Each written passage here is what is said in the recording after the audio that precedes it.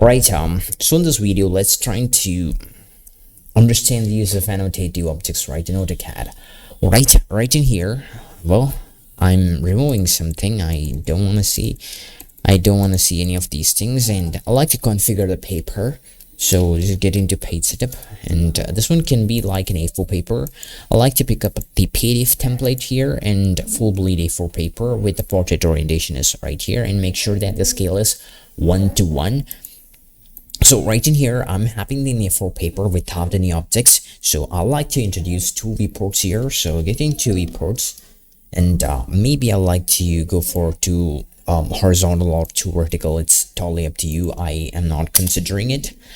Okay, right in the first viewport, I will have the elevation of this window here, and the scale can be like 1:10. I would like. But I'm so sorry, 1:10 is not right there, not visible. So I like to create a custom one. So maybe 1:10, whatever be the name, and getting the name right there. So we are having 1:10 scale here, and I like to pick it up 1:10. Okay. So this view is getting a little bit closer, and then I can lock it, or else your zooming might mess up with the scale.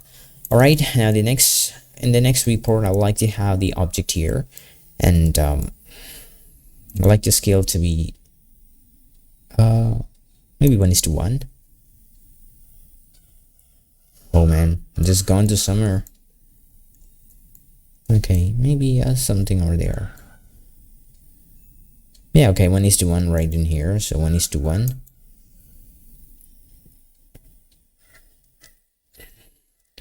Right, okay, well, delete it. So we're having the elevation of window and plan of window. So maybe I like to show these dimensions here. We can put two sizes of dimensions here without creating new dimensions or overriding it simply by annotative dimensions. I'll tell you how. So understand the scale is 1:10, and the second one, the scale is 1:1. Right now, get into model, and I like to get into dimension style, and I like to set the annotative style as current and modified it. I don't want to see any of these things. I would like to change the text size right to 2mm, which is the standard size, you know that. Okay, now what I'm gonna do here is I like to get into the linear dimensions and place it right there. Now get into, select the dimensions, get into properties, and I like to show this object right in the scale, which says it is 1:1. Okay, now delete 1:2. Okay, or whatever, it really doesn't matter, it's not showing up, no problem. Okay, keep it, leave it. Now next thing is we will like to get into here, and like to use the dimensions here, linear dimension, the li, then picking up points here, first point and second point. I'm gonna place it right here. Okay, now go to baseline, go to continue dimensions, and I like to pick up these points first, second, and third. That's enough. Okay, now the size will be always similar.